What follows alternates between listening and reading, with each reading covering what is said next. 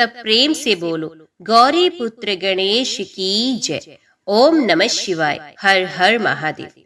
आज के वीडियो में आप श्रवण करेंगे भगवान भोलेनाथ की पौराणिक कथा।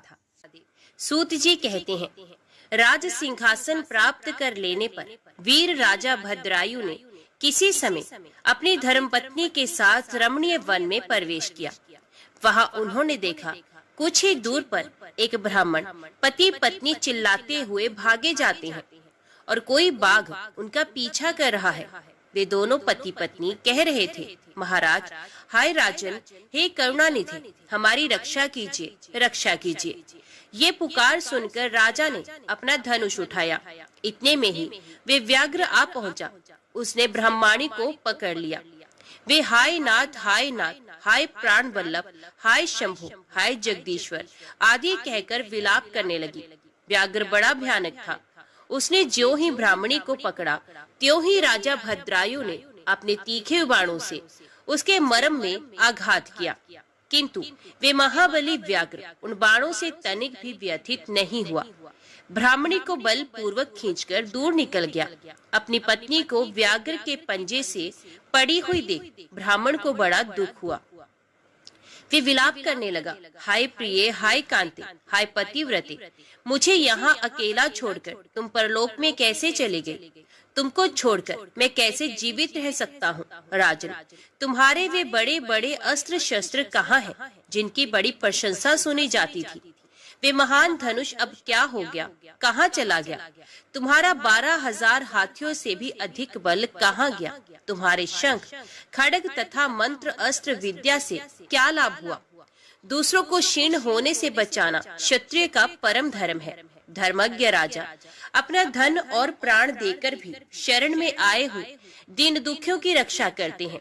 जो पीड़ितों की प्राण रक्षा नहीं कर सकते, ऐसे लोगों के जीवन की अपेक्षा तो उनकी मृत्यु ही श्रेष्ठ है। इस प्रकार ब्राह्मण का विलाप और उसके मुख से अपने पराक्रम की निंदा सुनकर राजा ने शोक से मन ही मन इस प्रकार विचार किया, अहो, आज भाग्य के उलट फेर से मेरा पराक्रम नष्ट हो गया है, मेरे धर्म का भी नाश हो गया, अतः अब मेरी संपदा, राज्य और आयु का भी निश्चय ही नाश हो जाएगा।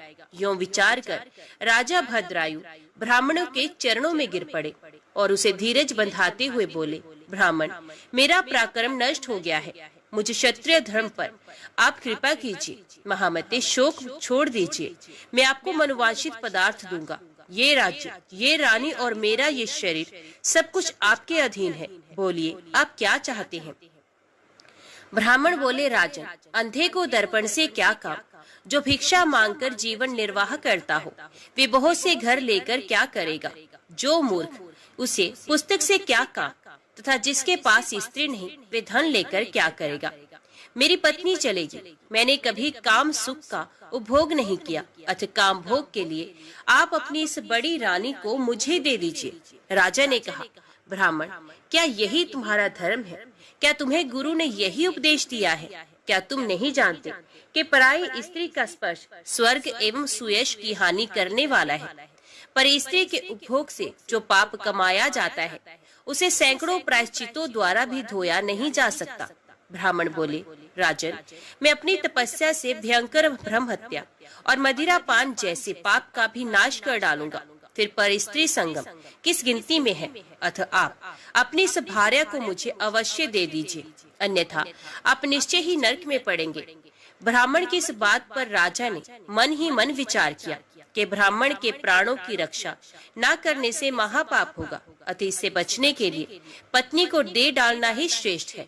इस श्रेष्ठ ब्राह्मण को अपनी पत्नी देकर मैं पाप से मुक्त हो शीघ्र ही अग्नि में प्रवेश कर जाऊंगा।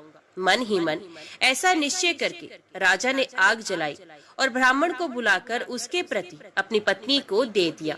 तत्पश्चात स्नान करके पवित्र हो देवताओं को प्रणाम करके उन्होंने अग्नि में 2 बार परिक्रमा की और एकाग्रचित होकर भगवान शिव का ध्यान किया। इस प्रकार राजा को अग्नि में गिरने के लिए उद्यत जगतपति भगवान विश्वनाथ सहसा वहां प्रकट हो गए। उनके 5 मुख थे। मस्तक पर चंद्रकला आभूषण का काम दे रही थी। कुछ कुछ पीले रंग की जटा लटकी हुई थी। ये कोटि कोटि सूर्य के समान तेजस्वी थे। हाथों में त्रिशूल, खटवांग, कुठार, ढाल, मृग, अभय, वरद और पिनाक धारण किए बैल की पीठ पर बैठे हुए भगवान नीलकंठ को राजा ने अपने आगे प्रत्यक्ष देखा। उनके दर्शन जनित आनंद से युक्त हो राजा भद्रायु ने हाथ जोड़कर स्तवन किया। राजा बोले, जिनका दूसरा कोई स्वामी नहीं है, जो अविकारी प्रधान गुणों से युक्त और महान है तथा स्वयं कारण रहित होकर कारणों के भी कारण है, उन सच्चिदानंद में प्रशांत स्वरूप देव परम शिव को मैं नमस्कार करता हूँ। अब संपूर्ण विश्व के साक्षी, इस जगत के कृता, महान, तेजोमय तथा सबके हृदय में अंतर्यामी रूप से स्थित हैं। इसलिए विद्वान पुरुष सदा आपकी खोज करते हैं और योगी जन अपनी चित्त वृत्तियों को रोककर अनेक प्रकार के योग साधनों द्वारा आपकी आराधना करते हैं। जो लोग एकात्मा की भावना करते हैं, उनके लिए आप एक हैं, और जिनकी बुद्धि में नाना तव की प्रतीति होती है, उनके लिए आप ही अनेक रूपों में व्यक्त होते हैं। आपका पद, आपका स्वरूप इंद्रियों से परे, सबका साक्षी, आविर्भाव और तिरोभाव की लीला से युक्त तथा मन की पहुंच से दूर है। आप मन और वाणी के लिए दुर्लभ हैं। आप में मोह का सर्वथा अभाव है। आप परमात्मा रूप है। मेरी वाणी केवल सत्वादी गुणों में स्थित और प्रकृति में विलीन होने वाली है। अथ वे आपके दिव्य विग्रह की स्तुति करने में कैसे समर्थ हो सकती है? तथापि शरणागतों का दुख दूर करने वाले आपके चरण कमलों का जो लोग भक्ति पूर्वक आश्रय लेते हैं, वे आपको प्राप्त होते हैं। अथ भयंकर भवरूपी दावानल से पीड़ित हो मैं संसार भय की शांति के लिए नित्य आपका भजन करता हूँ। देवताओं के भी देवता, कल्याण निकेतन भगवान महादेव को नमस्कार है। सृष्टि पालन और संहार करने वाले त्रिमूर्ति रूप आपको नमस्कार है। विश्व के आदि रूप और संसार के प्रथम साक्षी आपको नमस्कार है। सत्ता मात्र आपका रूप है, आपको नमस्कार है। अब संपूर्ण क्षेत्रों में निवास करने वाले हैं। आपकी आत्म शक्ति सब क्षेत्रों से भिन्न है। आप ही अशक्त हैं। आप ही अतिशय शक्तिमान के रूप में आभासित होते हैं। आप भूमा परमेश्वर को नमस्कार है। आप नित्य, निराभाव, सत्य, ज्ञानमय, विशुद्ध अंतरात्मा है। सबसे दूर और समस्त कर्मों से मुक्त हैं। आपको प्रणाम है। आप वेदांत द्वारा जानने योग्य तथा वेद के मूल भाग में निवास करने वाले हैं। आपको प्रणाम है। आपकी चेष्टाएं विवेक युक्त एवं पवित्र होती हैं। आप त्रिगुणमय वृत्तियों से सर्वथा दूर हैं। आपको नमस्कार है। आपका पराक्रम कल्याणमय है। आप कल्याण में फल देने वाले हैं। आपको नमस्कार है। आप अनंत, महान, शांत एवं शिव रूप हैं। आपको नमस्कार है। आप अघोर, सौम्य, अत्यंत घोर और घोर पाप राशि का विदारण करने वाले हैं। संसार बंधन के बीजों को भून डालने वाले सर्वश्रेष्ठ गुरु भगवान भर्ग को नमस्कार है। मोह रहित एवं निर्मल आत्म गुणों वाले आपको नमस्कार है। जगदीश्वर, सनातन देव शंकर, विरूपाक्ष रुद्र, अविनाशी मृत्युंजय, मेरी रक्षा कीजिए। हे कल्याण में चंद्रशेखर, शांत मूर्ति गौरीपते, सूर्य चंद्र एवं अग्नि में नेत्रों वाले गंगाधर, अंधकासुर का नाश करने वाले पुण्य कीर्ति भूतनाथ और कैलाश पर्वत पर निवास करने वाले महादेव, आपको बारंबार नमस्कार है। राजा की इस प्रकार स्तुति करने पर माता पार्वती के साथ प्रसन्न हुए कर्णानिधान महेश्वर ने कहा, राजन, तुमने किसी अन्य का चिंतन ना करके जो सदा सर्वदा मेरा पूजन किया है, तुम्हारी इस भक्ति के कारण और तुम्हारे द्वारा की हुई इस पवित्र स्तुति को सुनकर मैं बहुत प्रसन्न हुआ हूँ। तुम्हारे भक्ति भाव की परीक्षा के लिए मैं स्वयं ब्राह्मण बनकर आया था। जिस व्याघ्र ने ग्रस लिया था वे ब्राह्मणी और कोई नहीं, वे गिरिराज नंदिनी उमा देवी ही थी। तुम्हारे बाण मारने से भी जिसके शरीर को चोट नहीं पहुंची, वे व्याघ्र माया निर्मित था। तुम्हारे धैर्य को देखने के लिए ही मैंने तुम्हारी पत्नी को मांगा था। इस कीर्ति मालिनी की और तुम्हारी भक्ति से मैं संतुष्ट हूँ। तुम कोई दुर्लभ वर मांगो, मैं उसे दूंगा। राजा बोले, देव, आप साक्षात परमेश्वर हैं। अपने सांसारिक ताप से घिरे हुए मुझ अधम को जो प्रत्यक्ष दर्शन दिया है, यही मेरे लिए महान वर है। देव, आप वरदाताओं में श्रेष्ठ हैं। आपसे मैं दूसरा कोई वर नहीं चाहता। मेरी यही इच्छा है कि मैं, मेरी रानी, मेरे माता पिता, पद्माकार वैश्य और उसके पुत्र सुने, इन सबको आप अपना पार्श्ववर्ती सेवक बना लीजिए। तत्पश्चात रानी कीर्ति मालिनी ने प्रणाम करके अपनी भक्ति से भगवान शंकर को प्रसन्न किया और ये उत्तम वर मांगा, महादेव, मेरे पिता चंद्रांगद और माता सीमंतनी, इन दोनों को भी आपके समीप निवास प्राप्त हो। भक्त वत्सल भगवान गौरीपति ने प्रसन्न होकर एवं वस्तु कहा और उन दोनों पति पत्नी को इच्छा अनुसार वर देकर वे क्षण भर में अंतर ध्यान हो गए। इधर राजा ने भगवान शंकर का प्रसाद प्राप्त करके रानी कीर्ति मालिनी के साथ प्रिय विषयों का उपभोग किया और 10,000 वर्षों तक राज्य करने के पश्चात अपने पुत्रों को राज्य देकर उन्हें शिवजी के परम पद को प्राप्त किया। राजा और रानी दोनों ही भक्ति पूर्वक महादेव जी की पूजा करके शिव के धाम को प्राप्त हुए। ये परम पवित्र पाप नाशक एवं अत्यंत गोपनीय भगवान शिव का विचित्र गुण अनुवाद जो विद्वानों को सुनाता है अथवा स्वयं भी शुद्ध चित्त होकर पढ़ता है, विश्लोक में भोग ऐश्वर्य को प्राप्त कर अंत में भगवान शिव को प्राप्त होता है। सूत जी कहते हैं, वामदेव नाम से प्रसिद्ध एक महातपस्वी शिव योगी हुए हैं, जो सुख दुख आदि द्वंद्वों से रहित, निर्गुण, शांत, असंग, समदर्शी, आत्माराम, क्रोध को जीतने वाले तथा ग्रह और गृहिणी से हीन थे। सबके ऊपर दया करने में संलग्न रहने वाले वे महात्मा एक दिन स्वे इच्छा अनुसार घूमते फिरते बड़े भयंकर क्रौंचारण्य में जा पहुँचे। उस निर्जन वन में कोई भूख प्यास से व्याकुल अत्यंत भयानक ब्रह्म राक्षस रहता था। वामदेव जी को देखकर उन्हें खा जाने के लिए वे राक्षस बड़े वेग से उनकी ओर दौड़ा। उसे आते देख योगीश्वर वामदेव तनिक भी विचलित नहीं हुए। उस घोर ब्रह्म राक्षस ने वेग से दौड़कर उन्हें पकड़ लिया, पर वामदेव के अंगों का स्पर्श होते ही उसकी सारी पाप राशि तत्काल ही नष्ट हो गई और उसे अपने पूर्व जन्म का स्मरण हो आया। जैसे चिंतामणि स्पर्श मणि का स्पर्श करके लोहा भी स्वर्ण हो जाता है, जैसे जम्बू नदी में पड़ी हुई मिट्टी भी सोना हो जाती है, जैसे मानस सरोवर में आकर कोई भी हंस हो जाते हैं, और जिस प्रकार एक बार भी अमृत पी लेने पर मनुष्य अजर अमर देवता हो जाता है, उसी प्रकार महात्मा पुरुष अपने दर्शन तथा स्पर्श आदि से पापियों को भी तत्काल पवित्र कर देते हैं। अतः सत्संग दुर्लभ है। जो राक्षस पहले भूख प्यास से विकल हो घोर रूप धारण करके वन में भटकता फिरता था, वही साधु के संपर्क से पूर्ण आनंद में हो गया। उसने योगी के युगल चरणार विंदों में प्रणाम करके कहा, महायोगी, मुझ पर प्रसन्न होइए, करुणा निधि प्रसन्न होइए। कहाँ सब प्राणियों को भय देने वाला मुझ जैसा पाप आत्मा और कहाँ आप जैसे दयालु महात्मा का दर्शन। वामदेव जी बोले, भयानक राक्षस का रूप धारण करके इस वन में विचरने वाले तुम कौन हो और यहाँ किस लिए रहते हो? राक्षस ने कहा, इससे 25वें जन्म पूर्व में पवन राष्ट्र का रक्षक था। उस समय मेरा नाम दुर्जय था। मैं बड़ा पापी और स्वेच्छाचारी था। प्रतिदिन नई नई स्त्री का उपभोग करने की इच्छा रखता था। नित्य एक एक स्त्री को भोग कर छोड़ देता और उसे घर के भीतर रखकर अन्य स्त्रियों का अपहरण करवाता था। मेरे द्वारा भोगी हुई वे स्त्रियां घर के भीतर बंद रहकर दिन रात शोक में डूबी रहती थी। मेरे राज्य में जितने ब्राह्मण थे वे सब स्त्रियों सहित भाग गए। मैं सधवा, विधवा, कुमारी तथा रजस्वला सभी तरह की स्त्रियों का हरण करके उनके साथ कुकर्म करता था।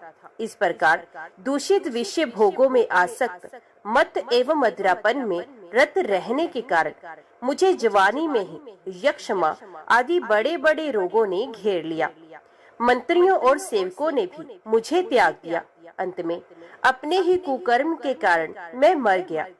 जो मनुष्य धर्म से भ्रष्ट हो जाता है उसकी आयु नष्ट होती है, आयश बढ़ता है, भाग्य क्षीण होता है, वे अत्यंत दुर्गति में पड़ता है तथा उसके पूर्वज पितृ स्वर्ग से निश्चय ही गिर जाते हैं। मृत्यु के पश्चात यमराज के दूत मुझे यमलोक को ले गए। वहां मैं भयंकर नरक कुंड में डाल दिया गया। उस कुंड के भीतर यमदूतों से पीड़ित होकर मुझे 30,000 वर्षों तक रहना पड़ा। तदंतर बचे हुए पाप के फल से मैं निर्जन वन में भूख प्यास से विकल पिशाच हुआ। पिशाच योनि में मैंने 100 दिव्य वर्ष व्यतीत किए।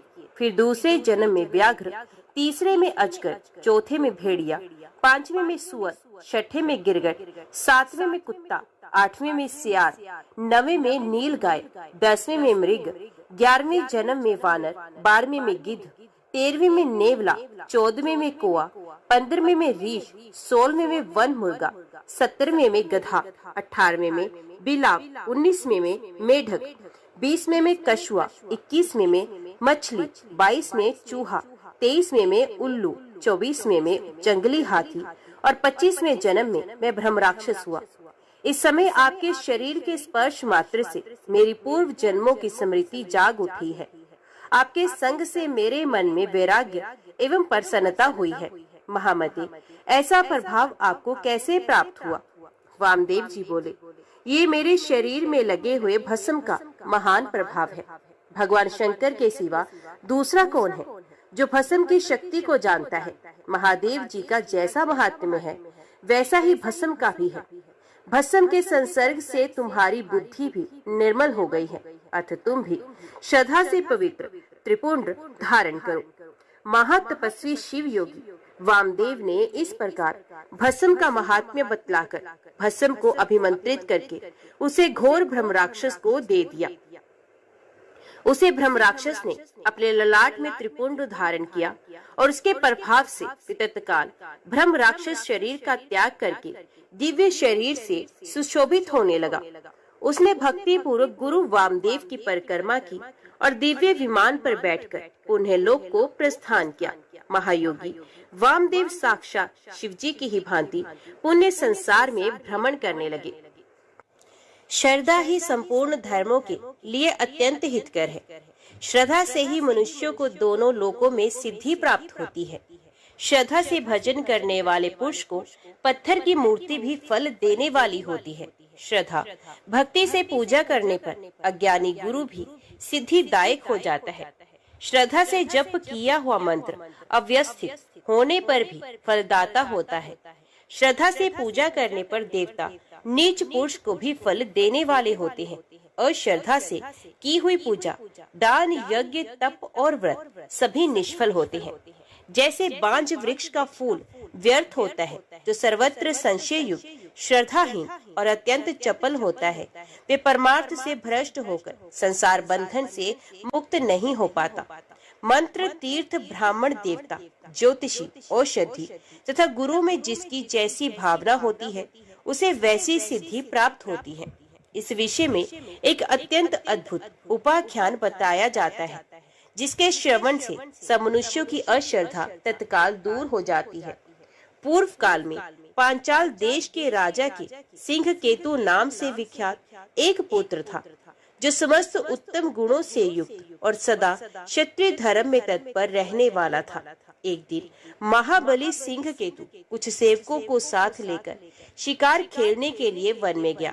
राजकुमार का कोई सेवक जो भील कुल में उत्पन्न हुआ था, शिकार की खोज में इधर उधर घूम रहा था। उसने एक टूटा फूटा गिरा पड़ा पुराना देवालय देखा। उसमें चबूतरे पर एक शिवलिंग पड़ा था, जो पीठ से टूटकर अलग हो गया था। वे शिवलिंग सीधा और सूक्ष्म था। शबर ने उसे मूर्तिमान सौभाग्य की भांति देखा। पूर्व कर्म से प्रेरित होकर उसने उस शिवलिंग को शीघ्रता पूर्वक उठा लिया और बुद्धिमान राजपुत्र को दिखाया। प्रभु देखिए, ये कैसा सुंदर शिवलिंग है। मैंने इसे यहीं देखा है। मैं आदर पूर्वक इसकी पूजा करूंगा। आप मुझे पूजा की विधि बता दें, जिससे मंत्र ना जानने वाले मुझ जैसे पुरुषों के द्वारा भी की हुई पूजा से भगवान शिव प्रसन्न हो जाए। निषाद के इस प्रकार पूछने पर परिहास कुशल राजकुमार ने हंसकर कहा, शिवलिंग को शुद्ध आसन पर स्थापित करके सदा संकल्प पूर्वक नूतन जल से अभिषेक करें। शुभ गंध, अक्षत, वन के नए नए पत्र, पुष्प तथा धूप दीप आदि के द्वारा पूजन करें। चिता का भस्म चढ़ाएं और अपने भोजन करने योग्य अन्न के द्वारा भगवान को नैवेद्य लगाएं। पुनः धूप दीप आदि उपचारों को अर्पित करें। यथा योग्य नृत्य, वाद्य और गीत आदि की भी व्यवस्था करें। फिर नमस्कार करके विधि पूर्वक भगवान का प्रसाद ग्रहण करना चाहिए। ये मैंने तुम्हें शिव पूजन की साधारण विधि बताई है। अपने स्वामी के इस प्रकार उपदेश देने पर चंडक नाम वाले शब्र ने उसे सादर शिरोधार्य किया और अपने घर आकर लिंग मूर्ति महेश्वर का प्रतिदिन पूजन शुरू किया। वे प्रतिदिन चिता भस्म का उपहार भेंट करता था। अपने लिए जो जो वस्तु प्रिय थी वे सब गंध, पुष्प, अक्षत आदि पहले भगवान शिव को निवेदन करता। उसके बाद वे भगवत प्रसाद को स्वयं ग्रहण करता था। इस प्रकार वे पत्नी के साथ भक्ति पूर्वक महेश्वर की पूजा में संलग्न रहा। इस आराधना में उसके कई वर्ष बीत गए। एक दिन वे शब्द जब शिव पूजा के लिए बैठा तब देखता है कि पात्र में चिता का भस्म तनिक भी शेष नहीं। तब वे तुरंत उठकर दूर दूर तक चिता भस्म ढूंढता हुआ घुमाया, किंतु कहीं भी उसे चिता भस्म नहीं मिला। अंत में वे थककर घर लौट आया और अपनी पत्नी को बुलाकर उसने कहा, प्रिय, चिता भस्म तो मुझे नहीं मिला, बताओ अब क्या करूं? आज मुझ पापी के शिव पूजन में विघ्न पड़ गया। पूजा के बिना मैं क्षण भर भी जीवित नहीं रह सकता। पति को इस प्रकार व्याकुल देख शब्र की स्त्री ने कहा, नाथ डरिए मत, मैं उपाय बताती हूँ। ये अपना घर बहुत दिनों का पुराना हो गया है। मैं इसमें आग लगाकर उस अग्नि में प्रवेश कर जाऊंगी। इससे आपके लिए बहुत सा चिता भस्म तैयार हो जाएगा। शब्र बोला, प्रिय, ये मानव शरीर ही धर्म, अर्थ, काम एवं मोक्ष का सबसे श्रेष्ठ साधन है। इस नव यौवन संपन्न सुखोचित शरीर को क्यों त्याग रही हो? शबर की स्त्री ने कहा, जीवन की सफलता इसी में है कि दूसरों के हित के लिए अपने प्राणों का त्याग किया जाए। फिर साक्षात शिव के लिए जो स्वयं प्राण त्याग करे, उसके लिए तो कहना ही क्या है। मैंने कौन सी घोर तपस्या की है जिससे भगवान शिव की प्रीति के लिए प्रज्वलित अग्नि में अपने शरीर का त्याग करती हूँ। अपनी पत्नी की इस प्रकार स्थिर बुद्धि और शिव भक्ति देखकर दृढ़ संकल्प वाले शब्र ने तथास्तु कहकर उसकी सराहना की। शबरी ने स्वामी की आज्ञा पाकर स्नान से पवित्र हो अलंकार धारण किया और अपने घर में आग लगाकर अग्नि देव की भक्ति पूर्वक परिक्रमा करके अपने पति देव गुरु को नमस्कार और हृदय में भगवान सदाशिव का ध्यान करके अग्नि में प्रवेश करने के लिए उद्यत हो हाथ जोड़कर इस प्रकार स्तवन किया, हे देव, मेरी इंद्रियां आपकी पूजा के लिए पुष्प हो, ये शरीर धूप एवं अगुरु हो, हृदय दीपक हो, प्राण भविष्य का काम दे और कर्म इंद्रियां आपके लिए अक्षत होवे। इस समय ये जीव आपकी पूजा के फल को प्राप्त हो। मैं धन अधिपति कुबेर के पद को नहीं चाहती, अविचल स्वर्ग भूमि की भी इच्छा नहीं रखती तथा ब्रह्मा जी के पद की भी अभिलाषा नहीं करती। बस यही चाहती हूँ कि यदि फिर इस संसार में मेरा जन्म हो तो मैं प्रत्येक जन्म में आपके चरणार बिंदों के सुंदर मकरंद का पान करने वाली भ्रमरी हूँ। मेरे देवता भले ही मेरे सैकड़ों जन्म हो, परंतु अज्ञान के हेतुभूत माया मेरे चित्त में प्रवेश ना करे, किंतु आधे क्षण के लिए ही मेरा हृदय आपके चरण कमलों से अलग ना हो। महेश्वर, आपको नमस्कार है, आपको नमस्कार है।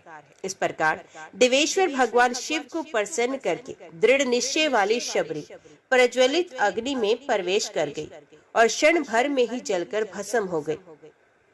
फिर शब्र ने उस भस्म को लेकर जले हुए घर के समीप ही भगवान शिव का पूजन किया। पूजन के अंत में उसने प्रसाद लेने को नित्य आने वाली अपने प्रियतमा का स्मरण किया। स्मरण करते ही वे पहले की भांति हाथ जोड़कर सामने खड़ी दिखाई दी। पत्नी को देखकर तथा जलकर भस्म हुए घर को भी पूर्वत स्थित पाकर शब्र आश्चर्यचकित हो सोचने लगा, अहो, अग्नि तो अपने तेज से वस्तु को जलाती है, सूर्य केवल किरणों से तपाते हैं, राजा अपने दंड के द्वारा अपराधी को दग्ध करता है और ब्राह्मण मन से जला डालता है। मेरी पत्नी तो प्रत्यक्ष अग्नि में जल गई थी, ये जीवित कैसे हो गई? पता नहीं ये स्वप्न है अथवा भ्रम में डालने वाली माया। इस प्रकार विचार करते हुए शब्र ने अपनी स्त्री से पूछा, प्रिय, तुम तो अग्नि में भस्म हो गई थी, यहाँ कैसे आ गई? और ये जला हुआ घर फिर पहले के ही समान खड़ा कैसे हो गया? शबरी ने कहा, जब मैं घर में आग लगाकर उसके भीतर प्रविष्ट हुई तब से अपने आप की मुझे कोई सुध नहीं। ना तो मैंने आग देखी और ना लेश मात्र भी ताप का अनुभव किया। जान पड़ता था मानो मैं जल में घुसी हुई हूँ। मैं आधे क्षण तक गाढ़ निद्रा में सोई सी जा रही थी और अब क्षण भर में जाग उठी हूँ। उठते ही मैंने देखा अपना घर जला हुआ नहीं है, पूर्वत सुस्थिर है। इस समय भगवान की पूजा के अंत में प्रसाद लेने के लिए आपके पास आई हूँ। इस प्रकार वे दोनों दंपत्ति प्रेम पूर्वक आपस में वार्तालाप कर रहे थे। इतने में ही उनके आगे परम अद्भुत दिव्य विमान प्रकट हुआ। उस पर भगवान शंकर के 4 सेवक आगे की ओर बैठे थे। उन्होंने दोनों निषाद दंपत्ति का हाथ पकड़कर उन्हें विमान पर बिठा लिया। शबर और शबरी को अपने शरीर का त्याग भी नहीं करना पड़ा। शिवदूतों के हाथों का स्पर्श प्राप्त होते ही निषाद दंपत्ति के वे ही शरीर तत्काल उन्हीं के समान दिव्य हो गए। इसलिए समस्त पुण्य कर्मों में श्रद्धा ही करनी चाहिए, क्योंकि शबर ने नीच होकर भी श्रद्धा के बल से योग्यों की गति प्राप्त की। सवर्ण के लोगों से उत्तम जन्म पाने से क्या लाभ। संपूर्ण शास्त्रों का विचार करने वाले विद्या से भी यदि श्रद्धा न हो तो क्या लाभ। जिसके चित्त में सदा भगवान शिव की भक्ति बनी रहती है, उससे बढ़कर तीनों लोकों में कौन पुरुष धन्य है। सूत जी कहते हैं, अनर्थ देश में वेदरथ नामक एक ब्राह्मण थे। उनका जन्म उत्तम कुल में हुआ था। वे स्त्री पुत्र से संपन्न और विद्वान थे। ब्राह्मण की एक कन्या हुई जिसका नाम शारदा रखा गया। वे रूप और शुभ लक्षणों से सुशोभित। कन्या जब 12 वर्ष की हुई तब उसे पद्मनाभ नामक एक प्रौढ़ ब्राह्मण ने मांगा। पद्मनाभ जी की पत्नी मर गई थी। वे बड़े धनी, शांत और राजा के मित्र थे। पिता ने उनकी याचना भंग होने के भय से अपनी कन्या उन्हें दे दी। दोपहर में विवाह करके पद्मनाभ जी ससुराल में सायंकाल होने पर संध्या उपासना करने के लिए सरोवर के तट पर गए। वहां विधि पूर्वक संध्या उपासन करके जब लौटने लगे तब अंधकार पूर्ण मार्ग में एक सांप ने उन्हें काट लिया। इससे उनकी मृत्यु हो गई। विवाह करने के पश्चात सहसा उनकी मृत्यु होने पर भाई बंधु रोने और विलाप करने लगे। सास ससुर और वे कन्या सभी शोक में डूब गए। भाई बंधु मृतक का दाह संस्कार करके अपने अपने घर लौट गए। विधवा शारदा पिता के ही घर में रह गई। एक दिन न ध्रुव नाम वाले कोई अंधे मुनि अपने शिष्य का हाथ पकड़े हुए शारदा के घर पर आए। मुनि बहुत वृद्ध हो गए थे। जिस समय वे घर पर पधारे, शारदा के भाई कहीं बाहर चले गए थे, अतः शारदा ही उनके समीप आई और इस प्रकार बोली, महाभाग, आपका स्वागत है। इस पीढ़े पर बैठिए। आप मुनिनाथ को मेरा नमस्कार है। आज्ञा दीजिए, मैं आपका कौन सा कार्य करूं। यो कहकर शारदा ने बड़े भक्ति भाव से मुनि के पैर धुलवाए और पंखे से हवा करके उन्हें संतुष्ट किया। थके मांदे मुनि को पीढ़े पर बिठाकर उन्हें विधि पूर्वक स्नान कराया और जब वे देव पूजा करके सुख पूर्वक आसन पर बैठे तब उन्हें आदर पूर्वक उत्तम अन्न भोजन कराया। भोजन करके तृप्त हो जब वे मुनि आनंद से परिपूर्ण हुए तब अंध मुनि ने उस कन्या के लिए उत्तम आशीर्वाद दिया। भद्रे, तुम पति के साथ विहार करके सर्वगुण संपन्न श्रेष्ठ पुत्र प्राप्त करो और संसार में बड़ी भारी कीर्ति पाकर देवताओं के प्रसाद की अधिकारिणी बनो। अंधमुनि के द्वारा कहे हुए इस वचन को सुनकर शारदा बहुत विस्मित हुई और हाथ जोड़कर बोली, ब्राह्मण, आपका वचन सदा सत्य होता है, कभी झूठ नहीं होता, परंतु ये मुझ अभागिनी के लिए कैसे सफल होगा। मैं विधवा हूँ, आपके इन आशीर्वादों की पात्र नहीं हूँ और कैसे हो सकूंगी। मुनि बोले, शुभे, मुझ अंधे ने तो तुझे ना देख सकने के कारण तुम्हारे लिए जो कुछ कहा है उसी में अवश्य सिद्ध करूंगा। तुम मेरी आज्ञा का पालन करो। यदि तुम उमा महेश्वर नामक व्रत करोगी तो उसके प्रभाव से शीघ्र ही कल्याण भागिनी होगी। शारदा ने कहा, ब्राह्मण, आपके बताए हुए दुष्कर व्रत का भी मैं यत्न पूर्वक पालन करूंगी। मुझे ये व्रत और उसका विधान विस्तार पूर्वक बताइए। मुनि बोले, चैत्र अथवा मार्गशीर्ष मास के शुक्ल पक्ष में शुभ दिन को इस व्रत का प्रारंभ करना चाहिए। अष्टमी, चतुर्दशी, अमावस्या अथवा पूर्णिमा को विधि पूर्वक संकल्प करके प्रातः काल स्नान करके देवताओं और पितरों का तर्पण करके अपने घर आकर एक सुंदर मंडप बनाएं जो चंदोवे आदि से अलंकृत हो। उसे फल, फूल, पल्लव और बंधन वारों से सजाएं। बीच में 5 प्रकार के रंगों से कमल का चिन्ह अंकित करें। उसके मध्य भाग में धान्य अथवा चावलों की राशि करके उसके ऊपर कुशा रखें और उस कुशा के ऊपर जल पूर्ण कलश स्थापित करके उसके ऊपर रंगा हुआ वस्त्र रखें। वस्त्र के ऊपर सोने की 2 प्रतिमाएं जो शिव पार्वती की प्रतीक हैं स्थापित करें। तत्पश्चात भक्ति भाव से अपनी शक्ति के अनुसार विस्तार पूर्वक उनकी पूजा करें। पंचामृत से स्नान कराकर फिर शुद्ध जल से नहलाएं। एकादश रुद्र मंत्र का जप करके 108 बार नमः शिवाय इस पंचाक्षर मंत्र से अभिमंत्रित करें। फिर सिंहासन पर उन प्रतिमाओं को पधराकर पूजा करें। बुद्धिमान पुरुष स्वयं धुले हुए श्वेत वस्त्र धारण करके शुद्ध आसन पर बैठे, पीठ को अभिमंत्रित करके प्राणायाम करें। भगवान शिव के आगे हाथ जोड़कर यो संकल्प पढ़ें, मेरे सैकड़ों जन्मों में जो भयंकर पाप संचित हुए हैं उन सबका विनाश करने के लिए मैं शिव की पूजा प्रारंभ करता हूँ। सौभाग्य, विजय, आरोग्य, धर्म और ऐश्वर्य की वृद्धि तथा स्वर्ग एवं मोक्ष की सिद्धि के लिए मैं शिव जी की पूजा करूँगा। इस प्रकार संकल्प बोलकर मनुष्य एकाग्रता पूर्वक यथा योग्य अंग न्यास करके शिव और पार्वती का ध्यान करे। अपने हृदय कमल की कर्णिका में जगत के माता पिता शिव पार्वती का ध्यान करके तत्व संबंधी मंत्रों का जप करे। जप के पश्चात बाहरी पूजन प्रारंभ करे। दोनों स्वर्ण प्रतिमाओं में शिव पार्वती का आवाहन करके उनके लिए आसन आदि दे। फिर मंत्र से मंत्रज्ञ पुरुष उन्हें अर्घ्य दे। तीनों लोकों को वर देने वाले देवताओं में सबसे श्रेष्ठ पार्वती नाथ आपको नमस्कार है। त्र्यंबकेश्वर महादेव आपको नमस्कार है। ये अर्घ्य ग्रहण कीजिए। शरणागतों का भय दूर करने वाले देव देवेश्वरी जगदम्बिका वरदायिनी देवी शिव प्रिय आप ये अर्घ्य स्वीकार कीजिए। इस प्रकार 3 बार कहकर मनुष्य एकाग्रचित हो उन्हें अर्घ्य दे। फिर विधि पूर्वक गंध, पुष्प, अक्षत, धूप और दीप आदि उपचारों को चढ़ाए।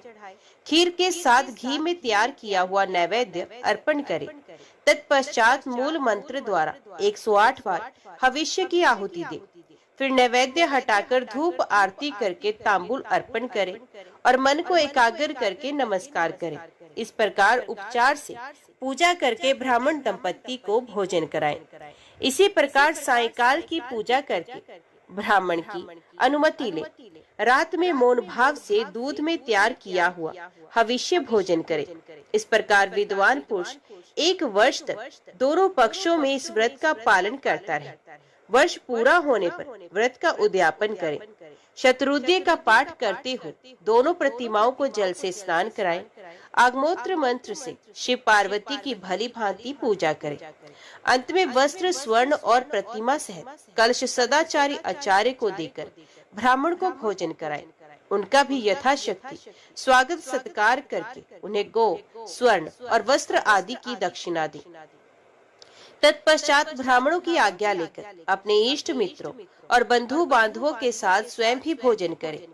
इस प्रकार जो भक्ति पूर्वक इस त्रिभुवन प्रसिद्ध व्रत का पालन करता है वे अपनी 21 पीढ़ियों का उद्धार करके मनोवांछित भोगों का उपभोग करता है। इंद्र आदि लोकपालों के दिव्य लोकों में रमण करता है और अंत में भगवान शिव को ही प्राप्त होता है। शुभे, मेरे बताए हुए इस महाव्रत का तुम भी श्रद्धा पूर्वक अनुष्ठान करो। इससे अत्यंत दुर्लभ मनोरथ को भी प्राप्त कर लोगे। मुनीश्वर ने ध्रुव के इस प्रकार आदेश देने पर शारदा ने विश्वास पूर्वक उनके वचनों को ग्रहण किया। तत्पश्चात उसके पिता, माता और भाई बाहर से घर में आए। उन्होंने देखा मुनि भोजन करके सुख पूर्वक बैठे हुए हैं। सबने सहसा आकर उन महात्मा के चरणों में प्रणाम किया और स्वयं भी उनका पूजन किया।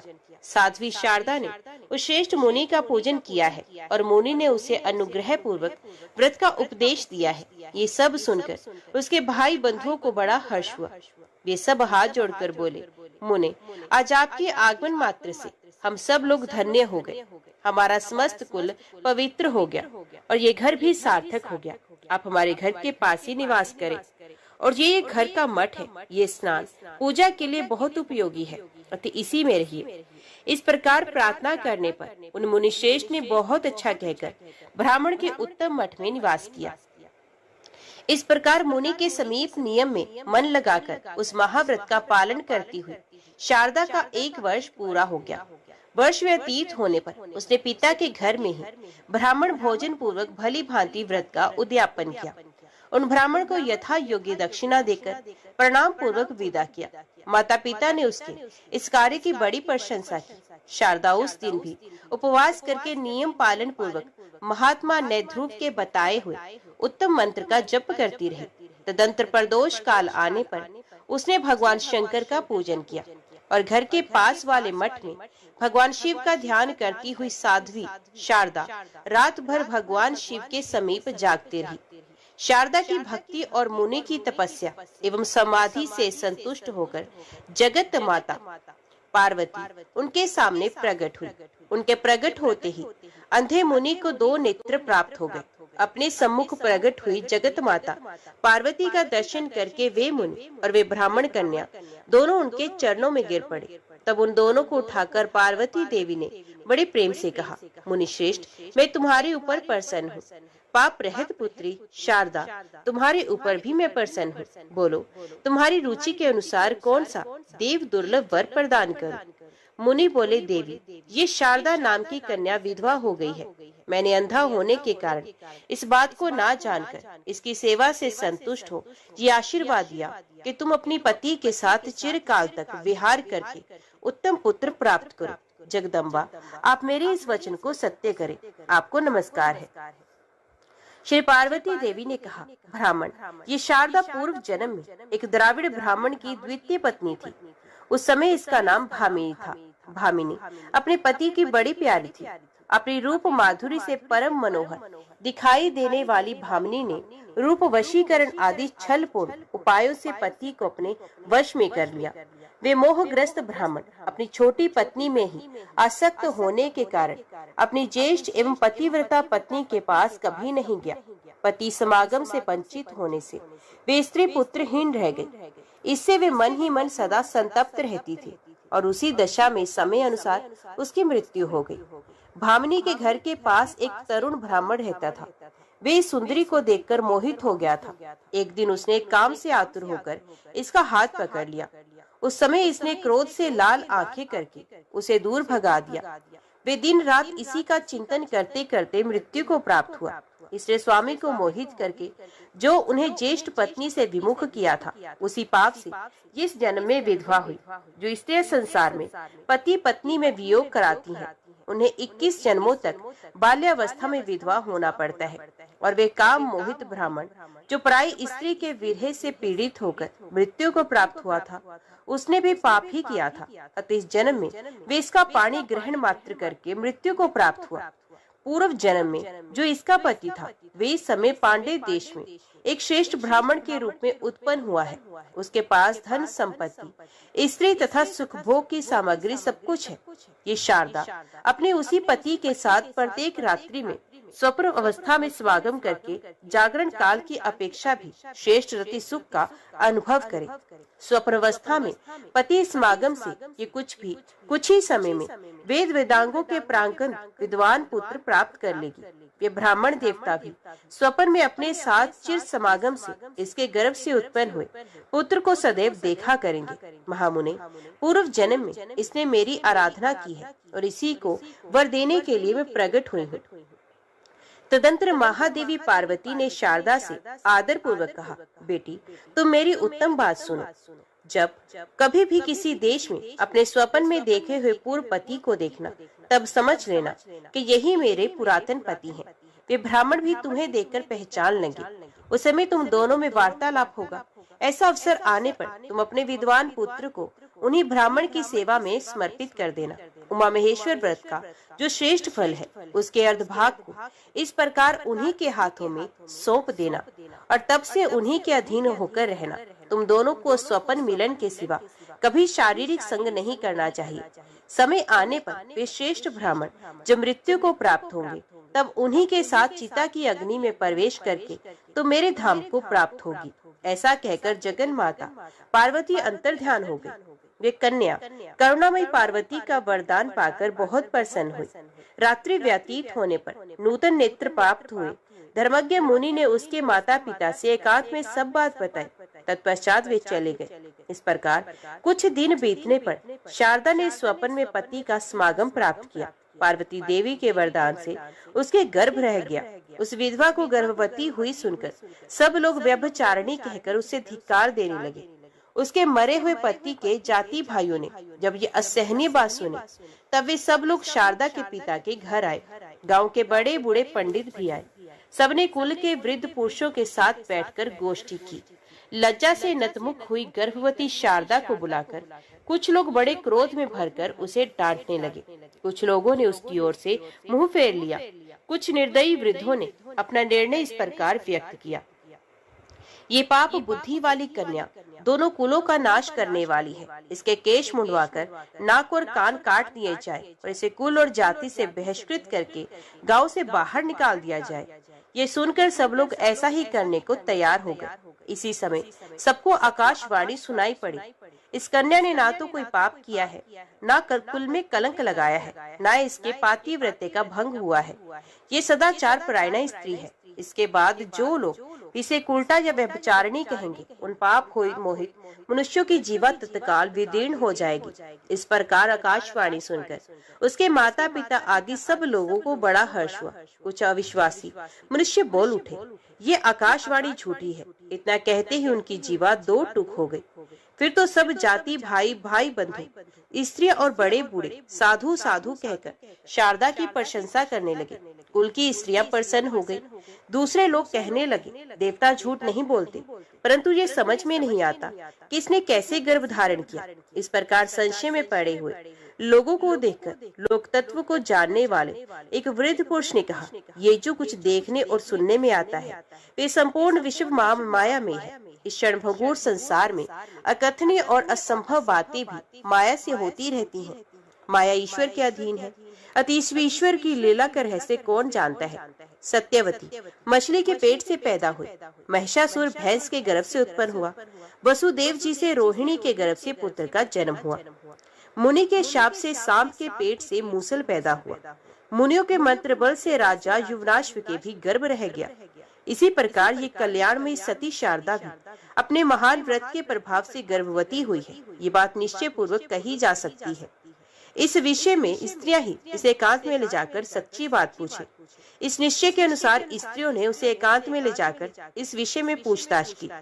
शारदा ने उन स्त्रियों से अपना अत्यंत अद्भुत वृतांत पूर्ण रूप से कह सुनाया। यथार्थ बात का पता लगने पर सब लोग उस सती का आदर करके प्रसन्नचित हो अपने अपने घर को चले गए। तदंतर शुभ समय आने पर शुद्धंतकरण वाली शारदा ने बाल सूर्य के समान तेजस्वी बालक को जन्म दिया। वे कुमार बाल्यावस्था में ही बहुत अधिक विद्या प्राप्त करके परम बुद्धिमान हो गया। तत्पश्चात गुरु ने समय पर उसका उपनयन संस्कार किया। वे लोक मनोहर बालक लोक में शारदेय नाम से विख्यात हुआ। उसने 8वें वर्ष की आयु में ऋग्वेद, 9वें वर्ष में यजुर्वेद और 10वें वर्ष में सामवेद को लीला पूर्वक पढ़ डाला। तदंतर त्रिलोक पूजित शीर पर प्राप्त होने पर सब देश के निवासी मनुष्य गोकर्ण तीर्थ में जाने लगे। सती शारदा भी अपने पुत्र के साथ गोकर्ण तीर्थ में गई। वहां उसने अपने पूर्व जन्म के पति को, जिनका स्वप्न में सदा ही दर्शन किया था, आया हुआ देखा। वे ब्राह्मण बंधुओं से घिरे हुए थे। उन्हें देखकर शारदा प्रेम मगन हो गई और उन्हीं की ओर दृष्टि लगाए खड़ी रही। ब्राह्मण भी रूप और लक्षणों से पहचानी हुई तथा स्वप्न में सदा भोगी जाने वाली उस स्त्री को और स्वप्न में ही अपने से उत्पन्न हुए उस कुमार को भी देखकर आश्चर्यचकित हो उसके समीप आए और इस प्रकार बोले, कल्याणी, तुम कौन हो? किसकी स्त्री हो? किसकी पुत्री हो? कौन सा तुम्हारा देश है? उनके द्वारा इस प्रकार पूछे जाने पर उस स्त्री ने बाल्यावस्था में अपनी विधवा होने का सब वृतांत कहा। तब ब्राह्मण ने पुनः प्रश्न किया, देवी ये किसका पुत्र है? चंद्रमा के समान सुंदर इस बालक को तुमने कैसे गर्भ में धारण किया? शारदा बोली, स्वामी ये सब विद्याओं में विशारद मेरा ही पुत्र है, मेरे ही नाम पर इसको लोग शारदेय कहते हैं।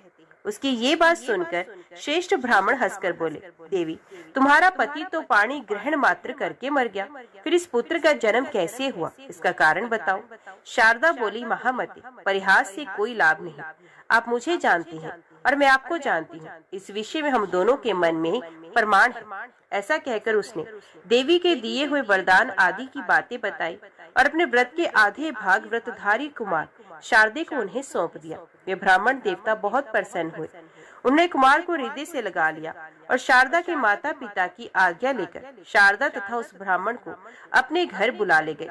ब्राह्मण के घर में शारदा ने कई मास व्यतीत किया। जब उसकी मृत्यु हो गई तब उन्हीं के साथ चिता की अग्नि में प्रवेश करके उसने उनका अनुसरण किया। फिर भी दोनों दिव्य दंपत्ति होकर दिव्य विमान पर बैठे और भगवान शिव के लोक में चले गए। इस प्रकार मैंने ये पवित्र उपाख्यान सुनाया जो पढ़ने और सुनने वाले को भोग और मोक्ष प्रदान करता है। प्रतिदिन भगत स्वंदी उत्तम कथा के श्रवण से मनुष्य परम गति को प्राप्त होता है। पुण्य क्षेत्र में निवास करने से चित्त शुद्ध होता है। उत्तम कथा के सुनने से मनुष्य जिस प्रकार उत्तम गति को पाता है उस प्रकार अन्य उत्तम व्रतों से नहीं, अन्य व्रतों से उसकी बुद्धि वैसी उत्तम नहीं होती। जैसे बार बार शोधन करने पर दर्पण निर्मल होता है, वैसे ही सत्कथा श्रवण से चित्त अधिकाधिक शुद्ध होता है। चित्त शुद्ध होने पर मनुष्यों के द्वारा शिव जी का ध्यान सिद्ध होता है। ध्यान से पुण्यात्मा पुरुष मन, वाणी और शरीर द्वारा संचित समस्त पाप राशि को धोकर भगवान शिव के परम पद को प्राप्त होते हैं। अतः जिन्होंने अपना पुण्य भगवान शिव के चरणों में समर्पित कर दिया है उन लोगों के लिए भगवान शिव की उत्तम कथा का श्रवण कीर्तन ही सर्वोत्तम साधन है, क्योंकि कथा से ध्यान सिद्ध होता है और ध्यान से कैवल्य की प्राप्ति होती है। मुनिवरों, आप सब लोग बड़े सौभाग्यशाली हैं। आपका ही जीवन सफल है, क्योंकि आप लोग सदा भगवान शिव के उत्तम कथा अमृत रस का सेवन करते हैं।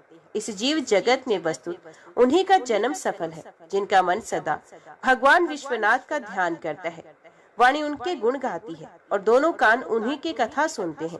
ऐसे ही लोग इस संसार सागर को पार करते हैं। नाना प्रकार के गुण विभेद जिनके स्वरूप का कभी स्पर्श नहीं करते, जो अपनी महिमा से जगत के बाहर और भीतर समान रूप से व्याप्त हैं, जो अपने ही प्रकाश में विहार करती हैं और जो मनवाणी की वृत्तियों से बहुत दूर है, मैं उन भगवान परम शिव की शरण लेता हूँ। ओम नमः शिवाय। हर हर महादेव। आज की वीडियो में इतना ही। उम्मीद करती हूँ वीडियो आपको पसंद आई होगी। वीडियो पसंद आई हो तो वीडियो को लाइक और चैनल को सब्सक्राइब जरूर कीजिएगा। ओम नमः शिवाय लिखकर कमेंट बॉक्स में अपनी हाजिरी और अपने सुझाव देना ना भूलेगा। तो मिलते हैं अगली कथा अगली वीडियो के साथ। तब तक के लिए देखते व सुनते रहिए। जय मां कंजक, जय माता दी।